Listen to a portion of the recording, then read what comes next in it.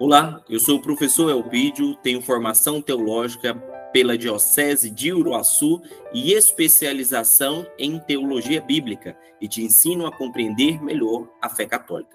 Hoje o nosso olhar focará no Evangelho segundo Marcos. Nesse ano de 2024, a Igreja está dedicando a liturgia dominical ao Evangelho segundo Marcos, o segundo Evangelho. E hoje vamos focar o nosso olhar nesse autor, no autor do segundo Evangelho. Quem foi São Marcos? A primeira coisa que nós devemos entender é que Marcos não foi um dos 12 apóstolos, mas discípulo de alguns desses apóstolos, de modo especial do apóstolo São Pedro. Isso nós podemos ver na 1 Pedro, capítulo 5, versículo 13. Pega sua Bíblia e vamos dar uma olhada. Diz assim a palavra de Deus. Pedro, saudando a comunidade, diz: saúda-vos a igreja que está em Babilônia, eleita como vós, e também Marcos, meu filho. Marcos também foi companheiro de São Paulo no começo da sua primeira viagem missionária. Abra sua palavra em Atos, capítulo 13, versículo 5. Vamos lá? Atos dos Apóstolos, capítulo 13, versículo 5. Vamos ver o que Paulo fala a respeito de Marcos. Bom, diz assim a palavra de Deus. Enviados pelo Espírito Santo, Barnabé e Saulo desceram até Seleucia e daí navegaram para o Chipre. Quando chegaram a Salamita, começaram a anunciar a palavra de Deus nas sinagogas dos judeus. Eles tinham João Marcos como ajudante. Esse Marcos que acompanhou Paulo na sua primeira viagem missionária não prosseguiu até o fim. E isso a gente pode observar no próprio capítulo 13, versículo 13, que diz assim: tendo embarcado em Pafos, Paulo e seus companheiros chegaram a Perge da Panfilha. João Marcos deixou-os e voltou para Jerusalém. Talvez seja isso o motivo de que Paulo não quis levar Marcos na sua segunda expedição missionária. Onde nós observamos isso? Em Atos dos Apóstolos, capítulo 15, versículos de 37 a 40. Vamos dar uma olhada? Marcos, capítulo 15, versículos 37 a 40.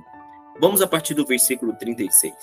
Depois de alguns dias, Paulo disse a Barnabé: voltemos para visitar os irmãos em cada cidade onde anunciamos a palavra do Senhor, para ver como estão. Barnabé queria levar também João, chamado Marcos, mas Paulo achava que não se devia levar junto aquele que na Panfilha os havia abandonado, em vez de acompanhá-lo na missão. Marcos também é visto por Paulo como um valoroso colaborador na sua obra missionária. Isso nós podemos observar em Colossenses, capítulo 4, e Filemão, versículo 23. Vamos dar uma olhada nas cartas de Paulo? Colossenses, capítulo 4, e Filemão, versículo 23. Colossenses 4, versículo 10. Diz assim Paulo: saúdo-vos, Aristarco, meu companheiro de prisão, e Marcos, primo de Barnabé. Olha, uma nova informação. Marcos era primo de Barnabé. A respeito de Marcos, recebeste instruções. Se ele for ter convosco, acolhei-o. E o que diz Filemão, versículo 23? Vamos dar uma olhada na palavra de Deus? Vamos lá, abra sua Bíblia na carta de Paulo a Filemão, versículo 23. Paulo diz assim: Epáfras, meu companheiro de prisão em Cristo, te saúda. Igualmente Marcos, Aristarco, Demas e Lucas, meus colaboradores.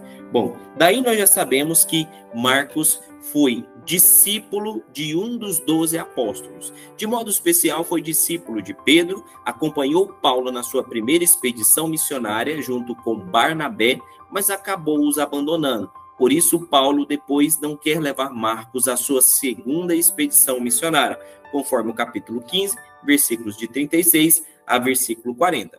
Mas também observamos que ele era um grande colaborador do ministério de Paulo, conforme observamos em Colossenses, capítulo 4, versículo 10, e Filemão, versículo 23. Esses são os testemunhos bíblicos acerca de quem é o evangelista São Marcos. Mas também há um testemunho extra-bíblico sobre o apóstolo, sobre o evangelista São Marcos. De modo especial, o mais importante é o testemunho de Pápias, no ano de 135, que foi bispo de Herápolis, na Ásia Menor, e que gozava de grande autoridade na época. Diz assim o bispo à época: Marcos, intérprete de Pedro, escreveu com exatidão, mas sem ordem, tudo aquilo que recordava das palavras e das ações do Senhor. Não tinha ouvido nem seguido o Senhor, mas, mais tarde, Pedro.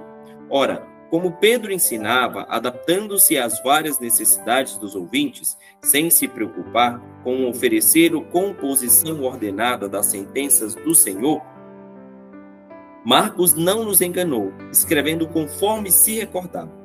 Tinha somente esta preocupação: nada negligenciar do que tinha ouvido, e nada dizer de falso. Onde nós observamos isso? Na história eclesiástica de Eusébio, no 3º volume, do parágrafo 39. Bom, esse é São Marcos, o evangelista que estamos dedicando à leitura dos evangelhos nesse ano de 2024, ano litúrgico B. Espero que você tenha aprendido um pouco mais sobre essa figura tão importante que nós estamos dedicando à nossa leitura. Deus te abençoe, fique com Deus. Até a próxima.